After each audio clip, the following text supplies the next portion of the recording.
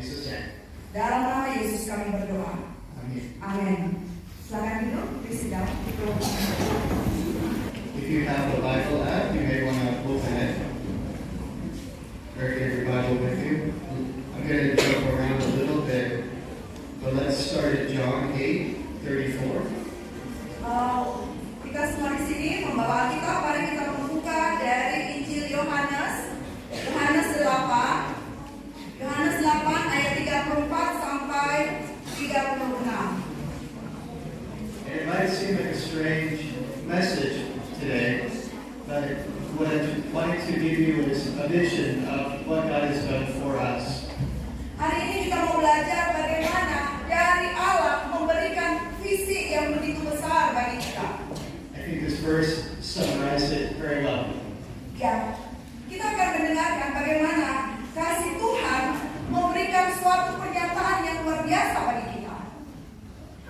In English, we are no longer a slave to sin, but sons belonging to God's family forever. Dan firman Tuhan ini memberikan kekuatan bagi kita untuk kita bisa menjadi berkat bagi setiap keluarga kita. And that's why we sing songs to God, right? Lagu tadi sangat bagus sekali, bukan? We have joy in our hearts because of what He has done already for us. Kita bersuka cita karena terlebih dahulu Allah yang memberikan sukacita itu bagi kita. To take us from being slaves to now being free.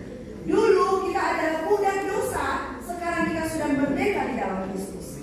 And it's a theme in the Bible you'll see many times. Dan kita melihat bagaimana firman Tuhan berbicara setiap waktu kepada kita. Let's look at one more verse. Kita mau melihat di dalam Yohanes 8. Galatians 5:1. Ya, tadi Yohanes 8 ayat 34 sampai 36. Dan saat ini kita membuka Galatia. Yeah. Galatia 5 ayat 1. In English, it is for freedom Christ set us free. Isinya demikian, supaya kita sungguh-sungguh merdeka, Kristus telah memerdekakan kita. Karena itu berdirilah teguh dan jangan mau lagi dikenakan perhambaan. But that might be a little confusing. Now, freedom for what? Terkadang ada suatu kebingungan dalam diri kita. Kemerdekaan, freedom untuk apa? I remember one day where I had decided I need to get out of a bad relationship. Saya ingat suatu saat saya mengingat bagaimana memulai pertemuan pertama hubungan dengan Tuhan. I talked to her, she was sad, Saya berbicara dengannya but then I go back to my car to drive home, dan kemudian saya kembali lagi ke mobil saya untuk pulang ke rumah. and it felt like angels were singing.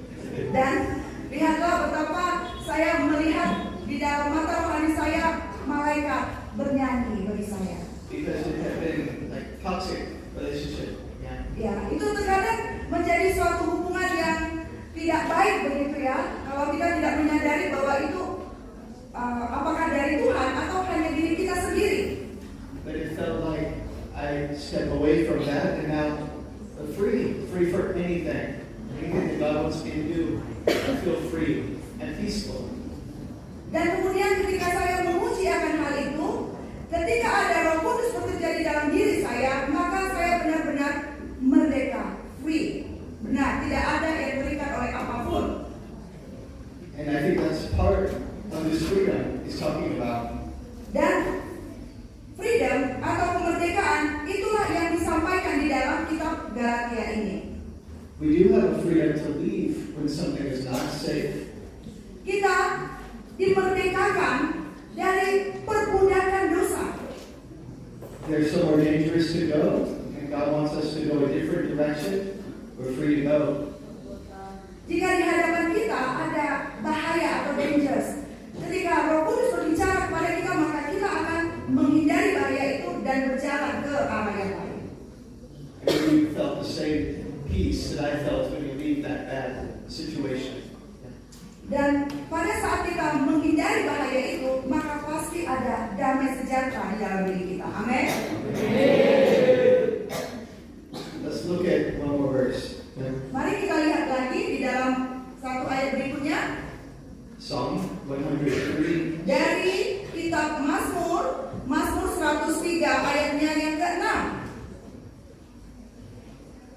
In English, God's works are righteousness and justice for all who are oppressed. Di situ tertulis, Tuhan menjalankan keadilan dan hukum bagi segala orang yang diperas. So here we see a part of God's heart. Di sini menuliskan bagaimana Tuhan Dia mendengar hati kita. He's caring about those that are hurt. Dia peduli terhadap orang yang disakiti. Caring about oppressed means those that are suffering and need to get Allah peduli terhadap orang yang suffering, menderita, dan Allah ingin membebaskan dan membawa dia kembali. because God is a good God. His justice means I want to make that relationship good again. Karena Allah kita adalah pribadi yang baik dan ingin memperbaiki relationship hubungan kembali dia dengan manusia. One more verse. Ayat yang berikutnya Should be Isaiah 1:17. dari kitab Yesaya 1 ayat 17. Yesaya 1 ayat 17. Demikian firman Tuhan.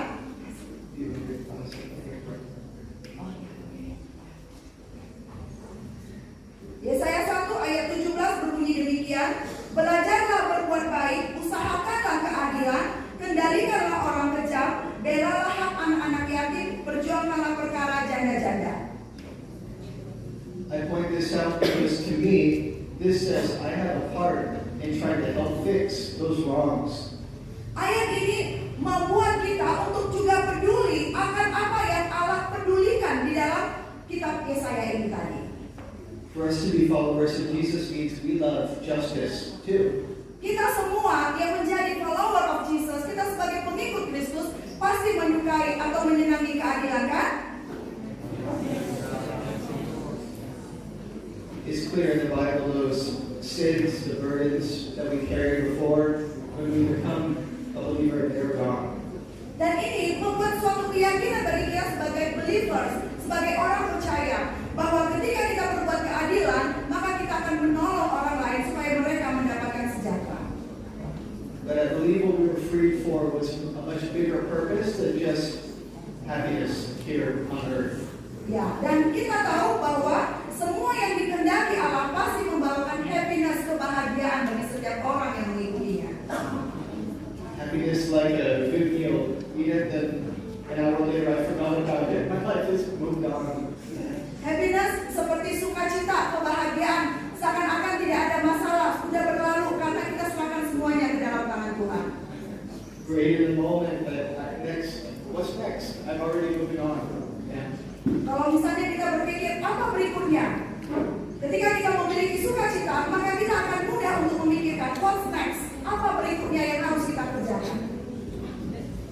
But the Bible makes it clear we were free for a purpose. Dan firman Allah mengarahkan kita kepada purpose, tujuannya yang mulia. And part of that purpose is in the Great Commission in the Bible. Tujuan atau purpose itu adalah amanah Tuhan di dalam firman Tuhan. It's a freedom to now serve God. Di situ dikatakan serve God, layanilah Allah, layanilah Tuhan. No longer serving our sins, serving our addictions, but serving God. Walaupun kita memiliki latar belakang mengalami penderitaan akibat karena lingkungan ataupun kita terikat dengan kejahatan di bumi ini, tapi Tuhan menarik kita untuk kita tetap melayani Tuhan. And it may seem very strange, especially to people who are not Christians. Ya, memang hal ini menjadi suatu catatan bagi setiap orang Kristen. Because what this means is that we are, the Bible says, storing treasures in heaven. Cerita tentang Alkitab sebenarnya itu mengarahkan kita menuju heaven, surga. It's not about what we're gaining here, right now, in this life.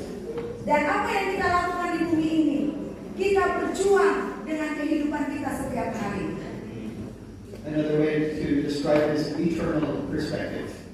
Dan ketika kita membaca firman Tuhan, kita belajar untuk memiliki perspektif kerajaan Allah, eternal perspektif, perspektif tentang kemuliaan Tuhan kekekalan. So I want to encourage you to enjoy the freedom that you have. Jadi hari ini, mari kita ditantang oleh firman Tuhan untuk kita menikmati firman Tuhan. Enjoying it, knowing that the things that most value in this life will be what makes an eternal impact. Menikmati akan janji Tuhan yang luar biasa. Walaupun kita perlu perjuangan di bumi ini, bahwa Tuhan akan mengarahkan kepada kita kehidupan yang kekal atau eternal life. I know I've preached before about the story of Esther, right? Her being in a special place in a special time. Ingat bagaimana cerita tentang Ratu Esther. Bagaimana Ratu Esther itu diperhadapkan dengan kesulitan yang luar biasa pada waktu itu. But why is it not the same for us? Dan mungkin kesulitan yang dialami oleh Ratu Esther bisa jadi mirip dengan kondisi kita. I think it is. The phrase was, you were put here for such a time as this. Terkadang kita tidak mengerti kenapa kita ditempatkan di satu tempat di dunia ini. Kita tidak mengerti. That's what Esther was told. Here for such a time as this. Tapi itulah yang menjadi rencana besar Allah. Dari ketidakmengertian, Tuhan membimbing kita untuk bisa mengerti pada saat itu. And the same would be in our lives, that God has placed the people around you, the location you are in, that was all part of God's plan. Bagaimana ketika Tuhan menempatkan kita di dalam suatu lokasi tertentu, kita diharapkan untuk bisa membagikan Injil, untuk kita bisa menyampaikan kabar baik kepada lingkungan kita. So not free just to enjoy this area, but something more, something more worth that we can imagine that we can find on this earth. Nah, sehingga kita boleh belajar untuk mengenal Dia lebih lagi, apa yang Tuhan kehendaki untuk kita lakukan, more and more, lebih dan lebih lagi untuk mengenal isi hatinya. Part of that purpose could be described as letting our light shine. Apakah tujuan Allah di dalam diri kita sudah kita dapatkan bahwa Dia ingin supaya kita bersinar di tengah kegelapan? We are here to be able to show our good works that might glorify our Father in heaven. Kita di sini hadir untuk memuji dan memuliakan Bapa di surga. Amin. That's from Matthew 5:16. Kita baca lagi di dalam Injil Matius. Matius 5. Injil Matius 5 ayat yang ke-16. Saya baca. Demikianlah hendaknya terangmu bercahaya di depan orang, supaya mereka melihat perbuatanmu yang baik dan memuliakan Bapamu yang di surga. So I'm so pleased to meet you all and see you all, because I know you are shining your light where you are here. Saya percaya bahwa ketika anak-anak muda hadir di sini, Tuhan ingin menjadikan Anda terang dimanapun engkau ditempatkan Tuhan. Amin. I will be praying for you that your teaching group will be a light to everyone in your neighborhood, everyone in your city. Kami, sis yang ada di Amerika, selalu berdoa untuk transformasi grup remaja-remaja yang boleh berkumpul di sini dan juga anak-anak muda. Bagaimana kalian di tengah dunia ini harus menjadi terang di antara kegelapan. Remember that you are working together as a team. You can support and lift each other up, encourage each other to do the best work that you can do. Bagaimana di dalam transformasi grup remaja, di situ kita saling menguatkan, saling mendoakan, saling mensupport satu dengan yang lain, dan bersama-sama menghadapi masalah yang ada. And it doesn't matter what darkness is in your life, in your neighborhood, God's light is greater than what you fix. Tidak peduli di lingkungan kita ada banyak kegelapan, tetapi kita mau yakin bahwa kita ada di dunia ini untuk menjadi terang di tengah-tengah lingkungan kita. And of course, yes, you have many people praying for you on the other side of the world, but you also have God with you. We can't forget that. Banyak orang-orang yang berdoa untuk Anda, banyak orang berdoa untuk anak-anak muda di tempat ini. Amin. Dari luar negeri berdoa untuk kita di sini, supaya kita tetap setia menjadi terangnya Tuhan. Let me read one last verse. Ya, mari kita membaca berikut ayat firman Tuhan dari Injil lagi Matius 28. Matius 28 ayat yang ke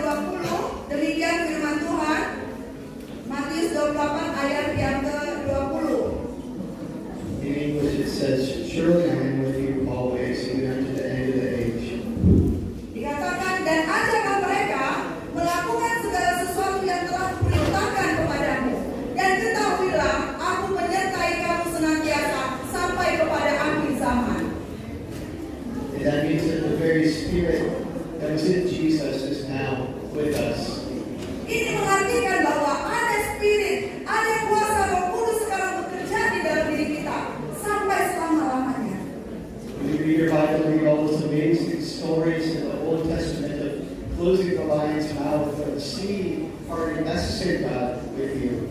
Ketika kita boleh belajar tentang Old Testament, perjanjian lama, perjanjian baru, dan kita melihat bagaimana Alkitab berbicara tentang firman Tuhan, itu yang akan menerangi kehidupan kita. We have a good God, and He's going with you as you go today. Dimanapun kita pergi.